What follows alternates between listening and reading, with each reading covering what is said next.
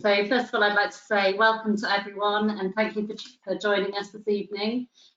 This evening's webinar is kindly hosted by the Business Farm, and the topic that we're covering off is the 3 things that you must consider for starting a rural retail business. My name is Sophie Blanford and I work for the Rural Planning Co. Just a little bit of housekeeping before we start. I know that you're all going to have lots of burning questions that we might not cover off in the content. So if I could ask you to pop your questions into the speech box to the side here, we'll do our best to answer those questions and we'll do that at the end. So just to let you know that the webinar will be available to watch again on our YouTube channel at the Rural Planning Co.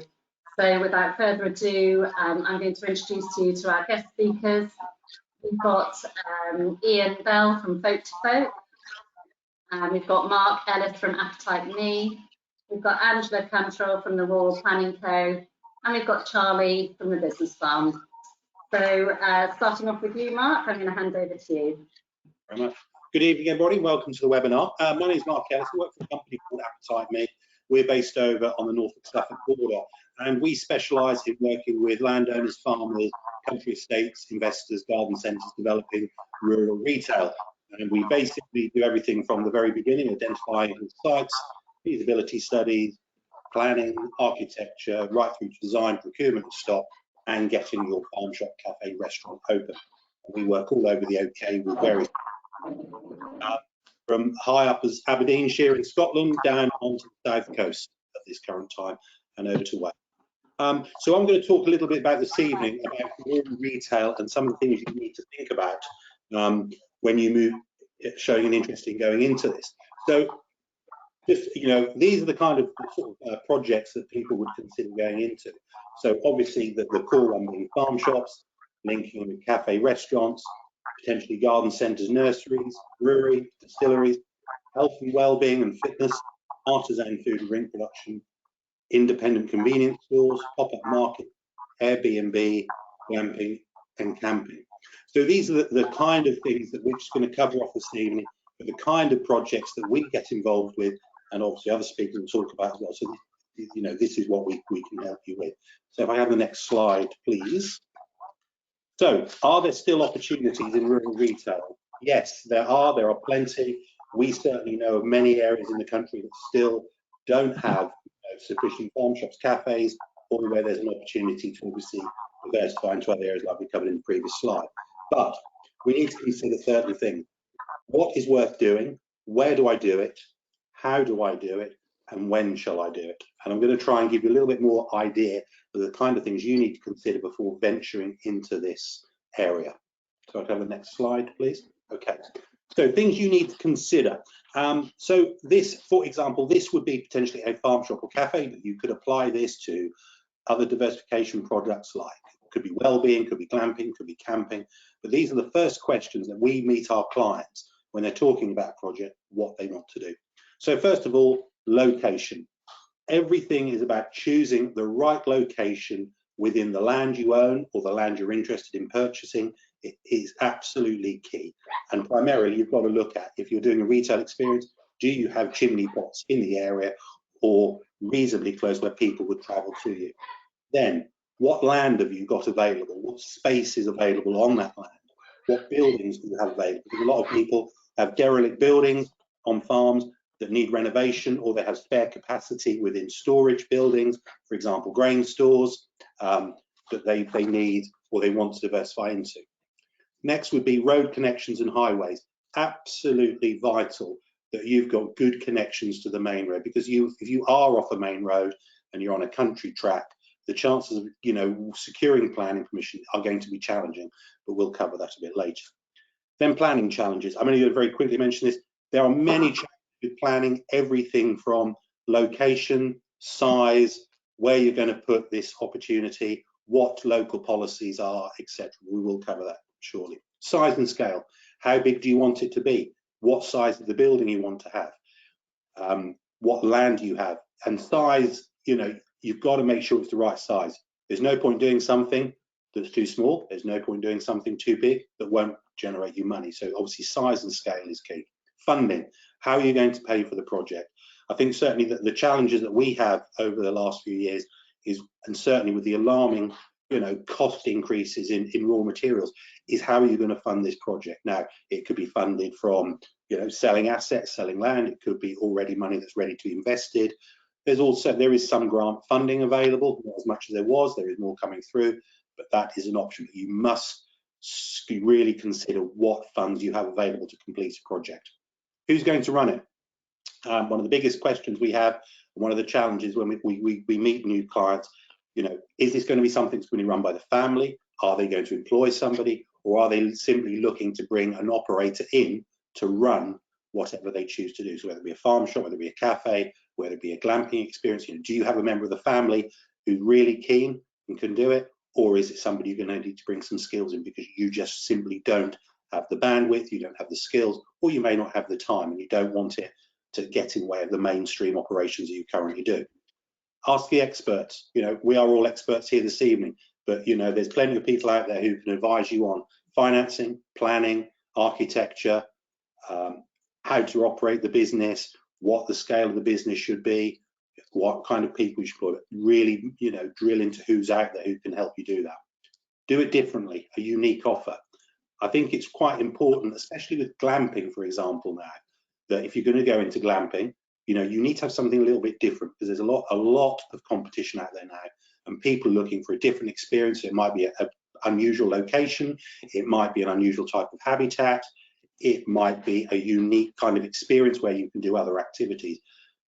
But it really needs to be thinking about, what could I do differently somebody else is doing local?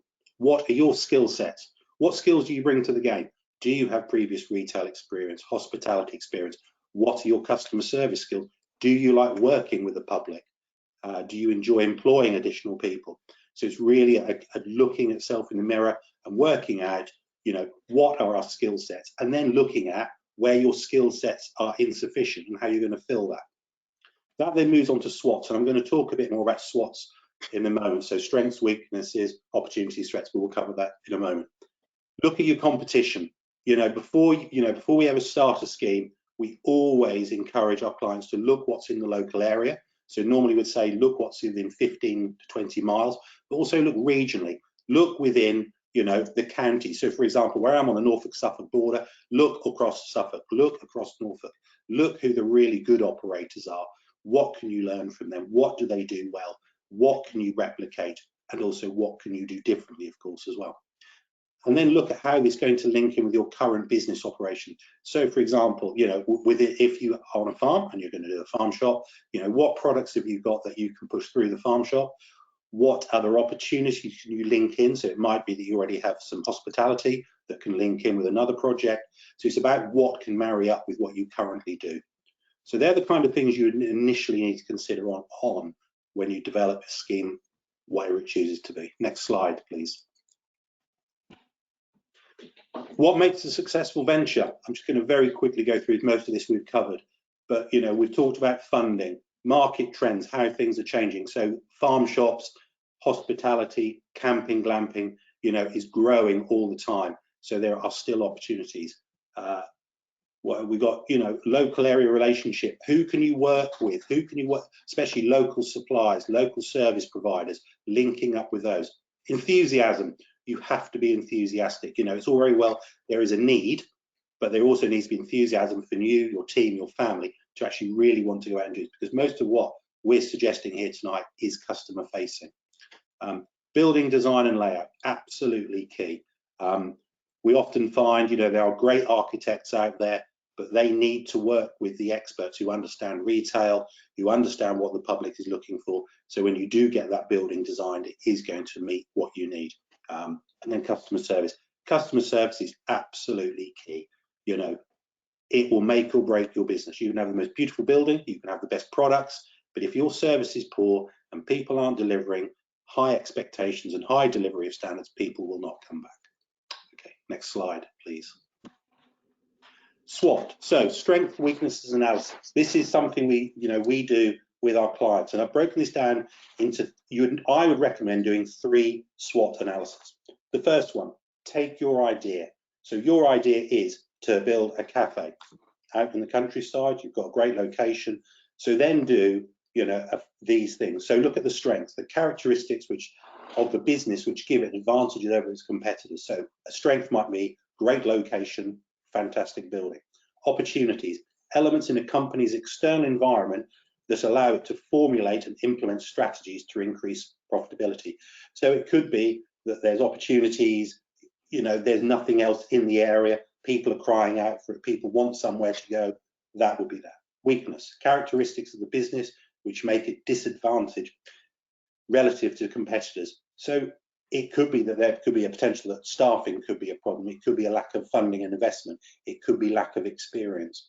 And then threats, elements to an external environment that could endanger the integrity, profitability of the business. An example of that could be a new road network going in, and it could obviously divert traffic away from your site, as an example. So, like I say, first of all, do a SWOT on your idea. Look at that. Then do a SWOT on yourself and your family, the people who are going to be involved in that project. Really look at, you know, what, you know, your strengths, weaknesses, opportunities are, and really be honest and brutal about yourselves and really understand, especially where your weaknesses are, where you're going to have problems. And then thirdly, once you've done that, then go out and look at your competition. So if it is, for example, you're going to set a farm shop up, identify the competitors in the 15 to 20 mile radius, visit each one and complete, you know, the document again, and really dig deep into each one and understand, you know, what they're good at, what they're not. And then you can then pull together a potential idea that will obviously help you develop your scheme. Okay, if we go to the next slide. So this is just an example of one that we've just done recently for a project. I'm not going to go through every line, but you know, we'll just look at, for example, the strengths. So these are the strengths of a particular farm. So they've got a great location. It's going to be planning positive. We've already had that identified. They have a mixed arable and dairy farm, so there's opportunities to link in with that. The current site provides an excellent rural location with beautiful views. Great transport routes. It's right on a main A road. Site provide new service for both locals and further afield. There's very little around. Sufficient space for parking. That's always a key thing to consider. And you've got space, you know, for enough parking. And also, as the business grows, is it future-proofed? There's an existing cheese factory that we wish to reopen. So again, it's something that will link with the development of farm shop. And we're going to start developing our own cheese brand. We're going to start making ice cream, yogurt. So again, that's a real strength of the cohesion into the farm shop. And then there's a number of outbuildings that are available that we can use for other things like farm tools, storage, educational. And then there's a large investment capital pool available for the project. So again, that's good. But these are the kind of things, you know, examples of the kind of things you should be drawing out from when you do your 3 SWOT analysis within that. Okay, next slide, please.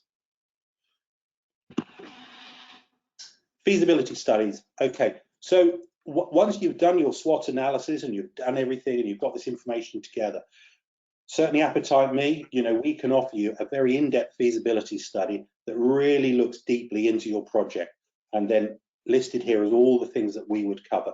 A feasibility study normally takes 10 to 12 weeks to complete. A team of people will be working this. They would do site visits, do lots of research, pulling all the data together that would then generate a report that covers all these. And, you know, the key things in here are going to be things like, you know, the design process, the financial projections, what the 5-year budget looks like, what the design of the project is going to be, a real in-depth review of what the competition is, local demographics, look at the potential sites, because often we have projects and you may well have multiple sites you want to consider. So we look at all the sites in relationship with the planners, with the architects, to work out what's going to be the best site to, 1, deliver the project, and 2, that's going to get planning. And we also do traffic surveys, traffic flows. So you have a document you can then take forward that can be used for planning, it can be used for financing, it can be used for going to the planning authority, great tool for using for grant funding, persuading family members or trustees. So everything is in one book that people can then use to decide, you know, do we take this idea forward? And as a percentage of the total cost of a project, is very, very small. Next slide, please. And then just, you know, one final thing to think about. Are you capable of running a retail enterprise? We've covered most of this, but these are just things, again, when you're doing your SWOT, do you like working with the public? Remember, most of these are a 7-day-a-week operation. Do you have the backing and the family support for the project? Remember time. These projects take a long time. They're not usually overnight. We are talking months, if not several years, from fruition to delivery. Think about, you're in an environment involving food hygiene, food labelling, health and safety, HR. Do you enjoy working with the local community? That's an absolute must. Your skill set and managing a team. So these are the things you need to consider, when you first think of your idea. Do you really want to get into this? Because if you ask those questions on there and look at that, and it's all positive, then great. If it's not, how are you going to deliver that? Okay, thank you. That is it. Okay, I will now hand you over to Ian. Thank you, Mark.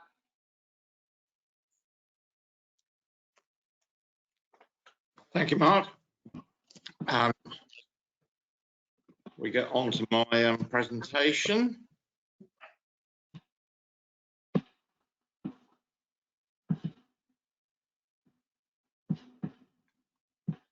Okay. Well, good evening, ladies and gentlemen. My name's Ian Bell. I'm Head of Farming and Rural Engagement for Folk2Folk. It's a pleasure to be talking along with colleagues tonight. We know Hannah and the business barn very well, and we do a lot of work with Mark, it's good to be part of this evening, because if looking at the three things you must have to consider, one has to be finance. And as Mark's already said, there's a lot of projects now have to be quality. And the fact they have to be quality means that they can often need a considerable input of capital to get them going. So at Folk2Folk, our aim is to help rural business seeking finance to grow, develop and diversify. Thanks, Sophie. And we've been in business for just over 9 years. And in December 2001, we reached the mark, the cumulative lending mark of £500 million. Since then, we've lent another in excess of 30 million. And we've done that with no customer losses, which we're very proud of, and a fact we want to sustain. At this point, I just need to explain to you I'll give you an overview of how Folk2Folk works, because I know we're concentrating on borrowers tonight, but there are investment opportunities. But I just want you to understand how our lenders and borrowers interact, because that will have some bearings on how we make decisions about which projects to fund. So we're not a bank, we are a lending platform.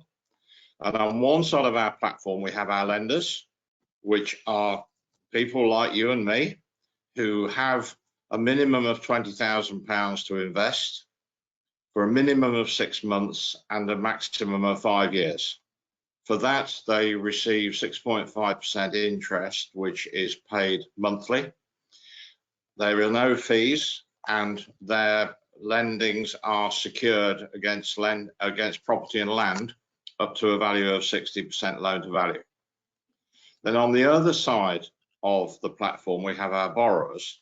Our borrowers borrow a minimum of £100,000, minimum of 6 months, maximum of 5 years, to match in with the lender. 6.5%, which all goes to the lender. And then we have as a setup fee and an annual management fee, and again secured against 60% loan to value. And that relationship, if you like, think of us as the matchmaker. We're there to manage that relationship, and crucially, it is the lender who decides what they want to lend their money for, and I'll come on to that again a bit later. So Sophie, please. So we're not a bank, so we don't have a prescriptive list of things that we want from potential borrowers. So we don't want 3 years accounts. We don't want 5-year cash flows. we take a holistic approach to assessing borrowers. So we'll look at the business as a whole. Yeah, we understand that if you're going into, say, for Mark example, going into that farm shop, we understand that you've got to build the business. We understand there won't be the cash flow in the first 12 months or the first 2 years. So we appreciate all that. What we do need is to see a serviceability, because we want to see that you can afford to borrow the money from us. And I add, we're all interest-only loans. So again, that takes pressure off a business in those early days without having to find repayment from the word go. So it's all interest only for the duration. And then the crucial thing is that we want to see sufficient security and quality security. They are the key golden assets, if you like, to what we're looking for. Thank you, Sophie. So we're not a bank, so you don't have to fit a bank criteria with us, but it's surprising how many businesses we see and work with that don't fit that basic criteria which the traditional lenders now require, and some things that they impose which make it absolutely impossible for businesses to lend. So if I'll expand on that in the next slide. So these are the common challenges that we see facing rural businesses. You're diversifying into something new. You have unusual and or diverse income streams. Age, you don't meet standard lending criteria. Your lender requires evidence of a track record of earnings. And I'll come on to the grant one in just a moment. So let me take the scenario of a farm and take Mark SWOT. This is an arable dairy farm who are going to diversify into a farm shop. So your traditional funder is very happy dealing with your business as a farmer.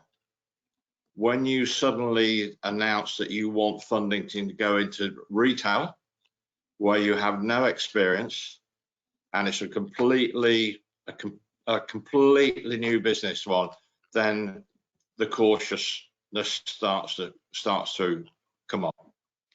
And we appreciate, in the first few years, it's going to be an unusual income, and you haven't got that evidence of a track record of earnings from that one particular business.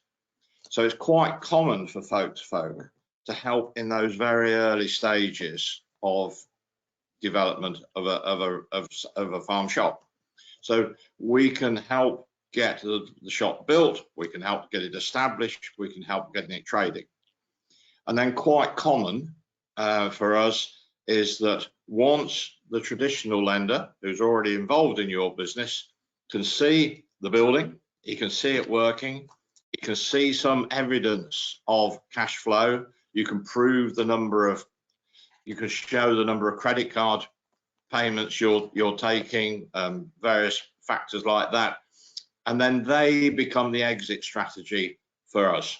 So they will absorb that lending into the core business of the farm, and then that becomes our route out and our lender's route out. Age, there are a lot of people in this country over the age of 70 quite capable of running a business and still have a lot of ambitions to run a business, and we see quite a few of them.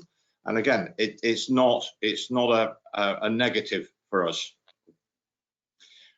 Just looking at that funding up front, there are occasions, I think the last major one was the leader funding, where there are some quite substantial grants available to farming businesses, rural businesses, But the drawback with most of them, you have to do the project first. You've got to fund the whole project first before you can draw down that grant payment. So we will fund the entire project. Obviously, depending on security you've got, and you're still within the 60% loan to value, and so you can get the project done. You can get the grant element done. Then once you get the grant funding in, you can do a partial redemption and reduce your borrowing from us. But it does enable you to get hold of that funding, and that there are other schemes in play at the moment, and I suspect more will emerge. But it is a way of you actually being able to access that funding, that grant funding. So thank you, Sophie. We're seeing a rural renaissance. We're seeing a lot of people wanting to get into business, into rural businesses, and Mark's already touched on a lot of these things, but there's adding value to food, venturing into leisure and tourism, expanding into retail, moving into hospitality, investing in renewables, providing a service. I mean, these are all things that you know, but we are seeing a demand for funding for these types of venture. Mark's already touched on, is there opportunity out there? There is a lot of opportunity. And personally, I think because of COVID, that's probably increased the opportunity. And certainly coming on to the staycation and that, looking at the cost of cheap flights, I don't think cheap flights exist anymore. And I can still see that demand, a demand for business. There are business opportunities out there which are still open to people. Thanks, Sophie. A few things that we've done, and I'll just as a few pointers of the circumstances that we've helped in. I've got some friends who farm up in Yorkshire, and when I'm with them, I often say, "God, what an amazing view you've got from the farm." And the response from one dear friend is, "You don't live off the view." Well, this is Roddy in the picture here, and Roddy has got a small farm which overlooks the Vale of York, and he could live off the view, and he's developed his glamping pods quality, real top quality glamping pods which overlook this fantastic view of the Vale.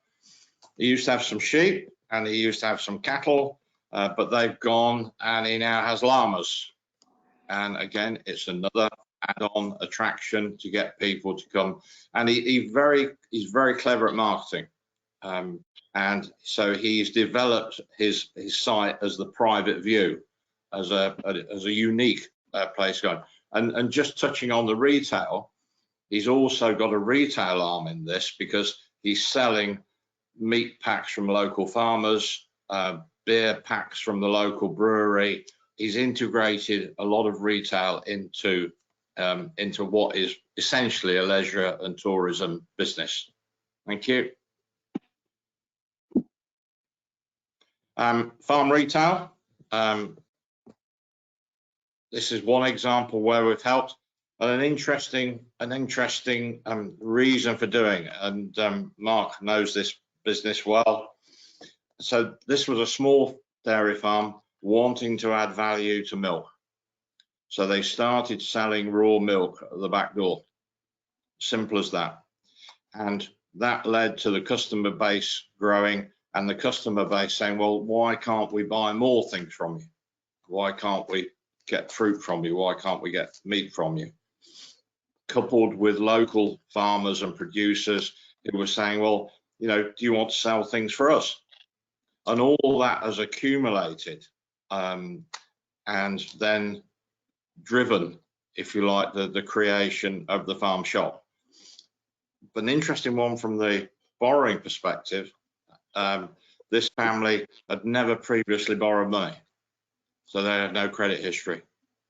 And that, again, that's just one of the quirks that you can come across in the mainstream.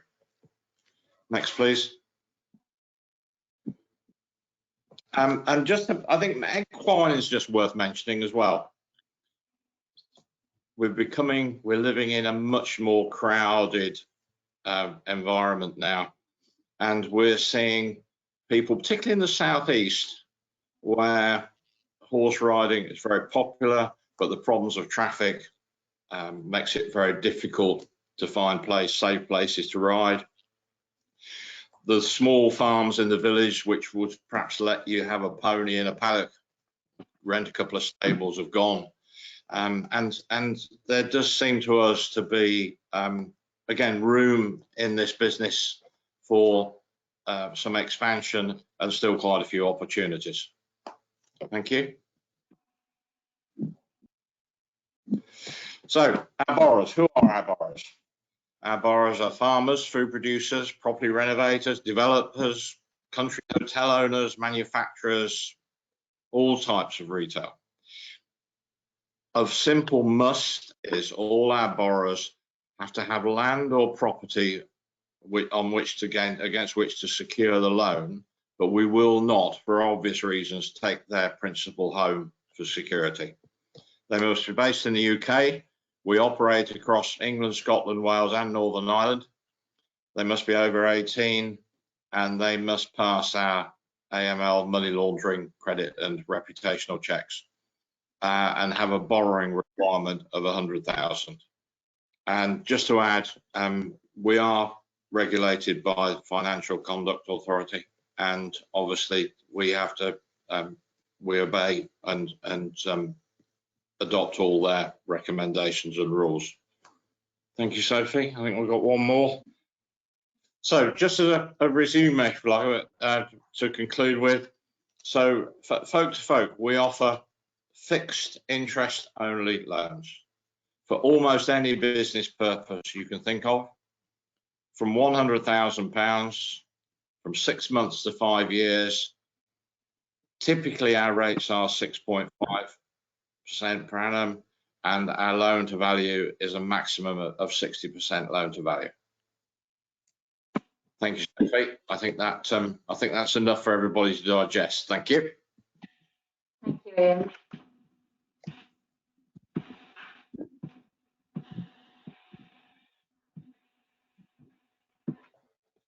Okay, on to Angela now. Thanks, Ian. I'll try and start my slides. Can everyone see that? No? Just see your screen at the moment with all your up. Here we go.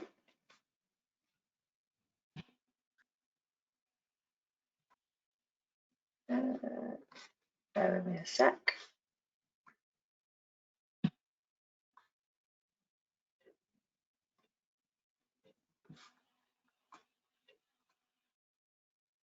Can you see my screen? Yes. Let me just get the display settings.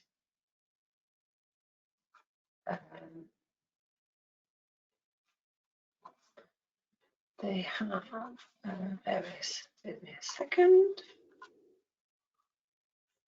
Okay. Let me just move. Okay, guys. So hi, I'm. Can you see that? Okay.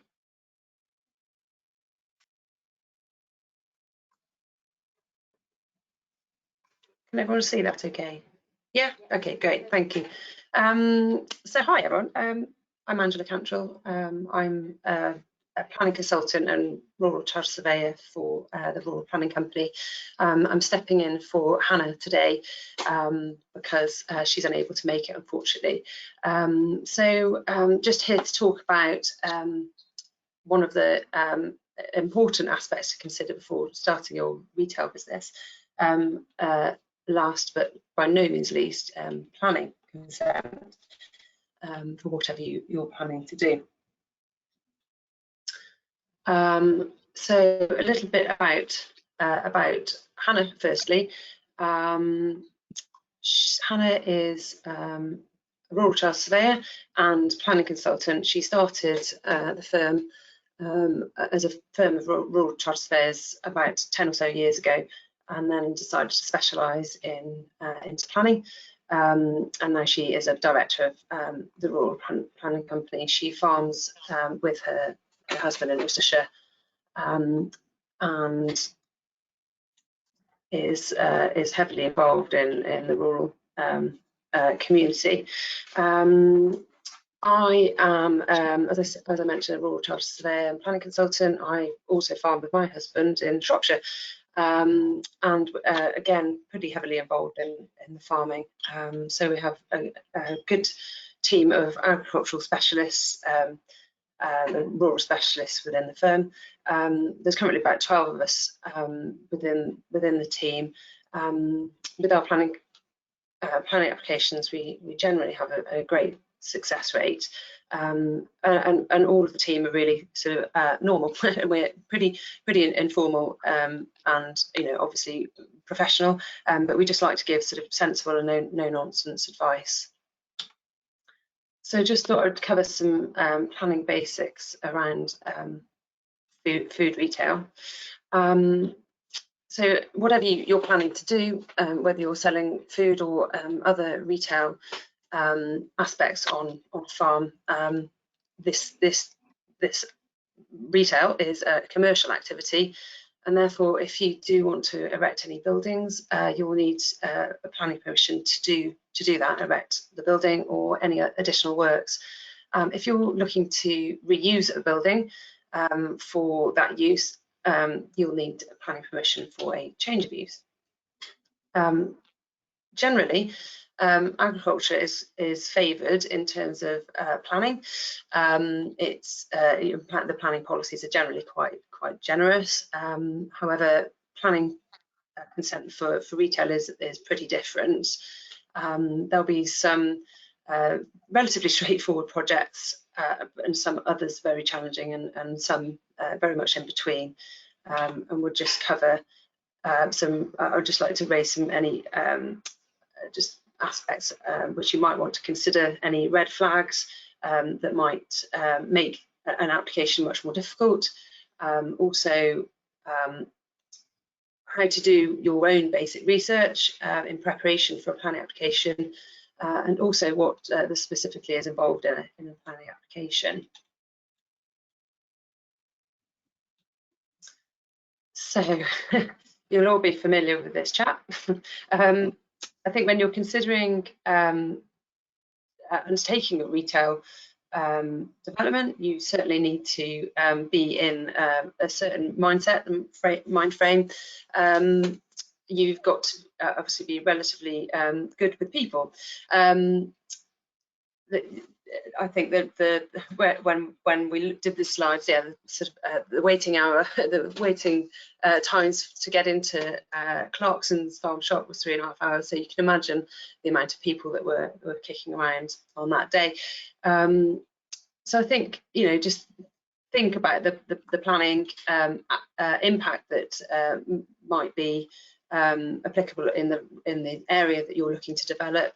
If when you're thinking about your planning application, do talk about all the positive stuff, big up the benefits of the proposal, but also if there are any issues or potential challenges, just deal with those head on before you start, and think about the way that a local planning authority would assess the application as a set of scales, and generally we find it our job to tip the balance to demonstrate that any proposal that you're putting forward, the benefits outweigh any perceived harm.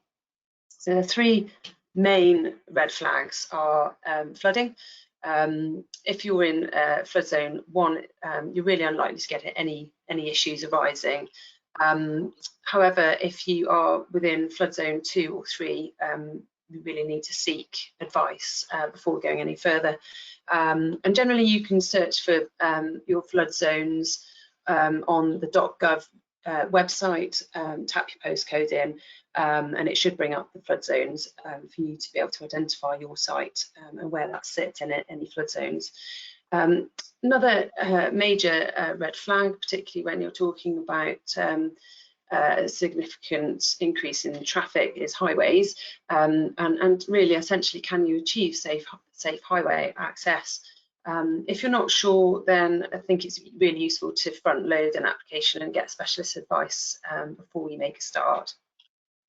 Also, if the site is in within the green belt, I think it's really useful just to take some advice initially, because the green belt sets a very high bar in respect of any planning application, and particularly anything relating to new build or new development. So I think it's really useful to do some research. Again, magic maps are quite useful. Tap in your postcode and see whether your site fits within the green belt designation, and then just consider that further by taking some professional advice. So in order to make sure you have the best chances of getting planning, there's some really good essential basic research you can do to get your ducks in a row. If these initial 3 red flags come back with anything, then obviously get some further advice. Assuming they're okay, then you'll need to work out whether your local planning authority might support your application. And really, it's just a case of breaking that down into two main things. Firstly, is the principle of development is acceptable in line with planning policy and neighbourhood development plans and the like, and also secondly, if there are any technical issues, so for instance any aspects, for instance highways or ecology or drainage, that sort of thing.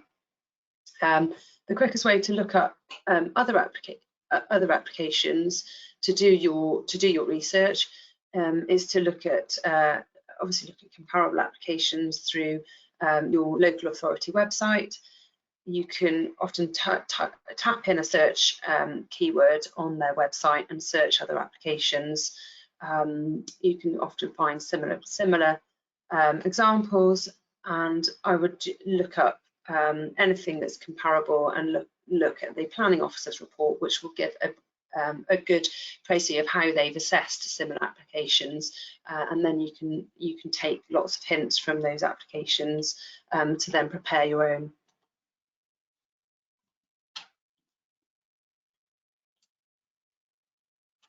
So in order to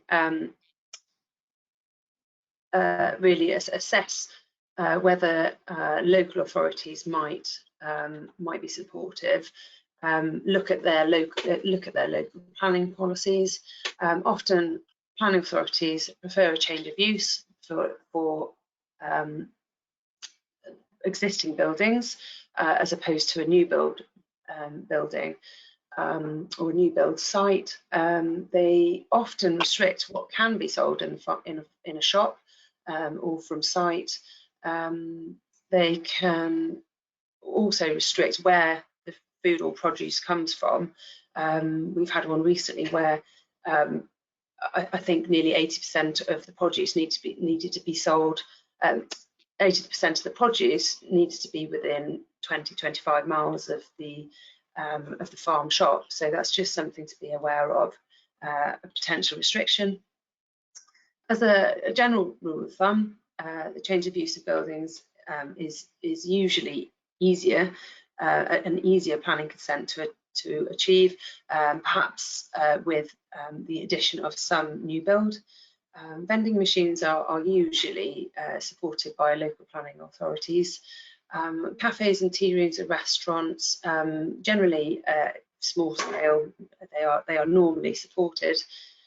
Larger schemes and farm shops can be a lot more work and a lot more involved, but it's really again about providing that balance where you can demonstrate that there are a significant amount of jobs created, and economic benefits are there, and any other technical detail hopefully can be overcome.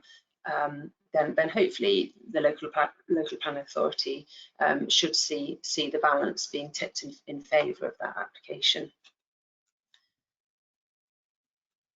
So the larger the scheme, the more input you're going to need. The smaller the scheme, the less input you're going to need generally. For smaller projects, you still need to set out the benefits for your vending machines and your smaller farm shops, for instance.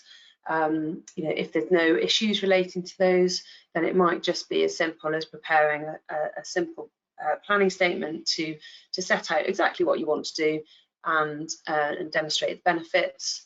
If there's something more larger scale, then it might be something that you'd look to provide some additional information on highways or transport, for instance, or even heritage and ecology, particularly if you're converting any heritage buildings or traditional buildings. So in terms of how to move your project forward, you'd be looking to really assess and do your research. So in order to do that and keep costs down, really it's probably quite useful to undertake your own planning research in the first instance. For larger projects, it's a really good idea to take professional advice from the start to really get a handle on what the implications of the planning application might be, and also to provide you with an indicative budget. You don't really have to go straight in for a planning application or even a pre-application inquiry. Most planning consultants will offer an initial planning feasibility, and generally we do that at a cost from about £300 plus VAT. As I say, we and often other planning consultants do budget for the whole project, so that will take into account planning fees, statutory planning fees, which the local planning authority charge, and any other third-party consultants which might need to be employed. And if you do engage a planning consultant, generally they coordinate and manage the whole process for you, and effectively hold your hand through the whole process. Alternatively, you could just engage a planning consultant to help you write key documents, for instance, planning statements and retail statements. That's it. Thank you. Oh, thanks, Angela. That's brilliant. Thank you, everybody. We've got some great questions, which I'd like to pose to you all now, if that's okay. I think the first one we'll kick off with is, I think this one is aimed at Mark, actually. How much would you charge for a feasibility study, please? A feasibility study is very difficult to put a price on it. They're very variable. For a basic feasibility study, we could be talking about 5 to 6K going upwards, and then we tailor each one to what the client wants, depending on the content. So it goes up in scale. Right. And then another question that we've got actually is, can we apply all of these points to an equestrian setting? For example, an equestrian holding that wanted to diversify into trekking, or I think for visitors to come and stay with their horses potentially. Is this something that you could all help with? Yeah, I mean, certainly from our point of view, we've worked with, last year we worked with an equestrian centre who's looking to roll out additional diversification. So certainly from our point of view, we look at that, and we also introduce them to other concepts that they may have not thought about that could add additional income as well. And Dean, you mentioned earlier that equestrian holdings were absolutely open for your range of business. Is that correct?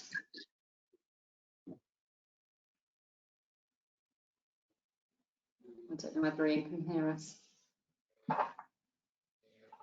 Okay, we'll pose that to Angela then. Where do we sit with equestrian advice? So equestrian use, from a planning point of view, would need planning consent. If your horses are grazing, generally they don't need consent to do that. They are still livestock at that point. As soon as you start sort of creating equestrian facilities, cross-country jumps, show jumping ring, things like that, on grassland, for instance, you would need a change of use generally, and obviously for the installation of anything, for instance, menage, gallops, the use of agricultural buildings for stables, then that would need a change of use also. Can I also ask Ian? Ian, can you hear me okay? Yeah, I'm with you. Excellent.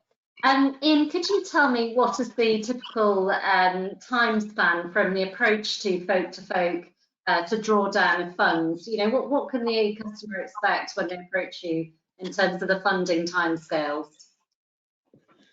We always say weeks, not months, and really it's up to the potential borrower. The sooner we can get information together, the sooner we can make a decision. And we can, there are some stages in it. One will be that we have to take evaluation of the security, but we've got a panel which deal with that and deal with that efficiently. So yeah, it's very difficult. Don't tie me down to how many actual number of days I do it, because I can't do that. But no, we do get on with it. As soon as we've got all the information together, we have an in-house credit committee which would review it, and they can be called anytime, any day to look at the individual cases. What we can also do, though, at this stage where you're planning things, we can give you indicative costs. So say you're working with Hannah and Mark, and you've got a good idea of what figure you're going to be looking at and for how long, then we'll very happily give you indicative costs of what that would be. Absolutely no obligation whatsoever. So at least you can feed that into your planning, and see if it's feasible or not. Great, thank you. And also, similar question posed to you, Mark. From a sort of global point of view, what can the client expect in terms of time span for developing a farm shop from start to finish? Roughly, what are we talking about? I would probably say it depends what your planning permission authority is like. That's probably the longest process, but on average, I would probably say from that initial scheme process development through to putting the key in the door opening, I would say at least 18 months to 2 years, probably 2 years plus, depending on the scale of the scheme. If you had if you've got class Q permission class R permission to change of use of building, that would speed it up dramatically. But I would say, as a rule, 18 months to 2 years. Brilliant, brilliant. And finally, Angela, can I ask you whether it's always worth approaching your parish council or local councillor ahead of commencing your project? I think that probably depends on whether you get on with your parish council or your local ward member or county councillor, and also the attitude to the local authority to their comments. Often with a larger scheme, I think it's certainly worthwhile getting them on board and talking to them about what you want to do initially. Yeah, most certainly, and more than likely the parish council as well. For smaller schemes, maybe not so much. I mean, it's always great to have some community involvement, I would suggest. So yes, it could potentially be beneficial. Yeah. Well, I think we're pretty close to wrapping things up, unless there's any other questions or any other points that either of you would like to make before we close up. No. Just No, to let the audience know, just to let the audience know, all of this information and our contact details are available. So if any of you want to come to us with your projects and want to talk about them in more detail, we're very, very happy to help with initial consultations that are taking place without any charge. So please do get in touch, and we're very, very happy to help you. Yeah, that's the same with us at Appetite Me. You know, we normally as a rule come out first time. We'll come out to site, spend half a day with a client free of charge, and just talk about the project and dig into what they want to do before any commitment is made, which I think is key. Okay, well, thank you, everybody. I'm going to close the webinar. Thank you. Thank you very much. Thanks a lot. Bye-bye.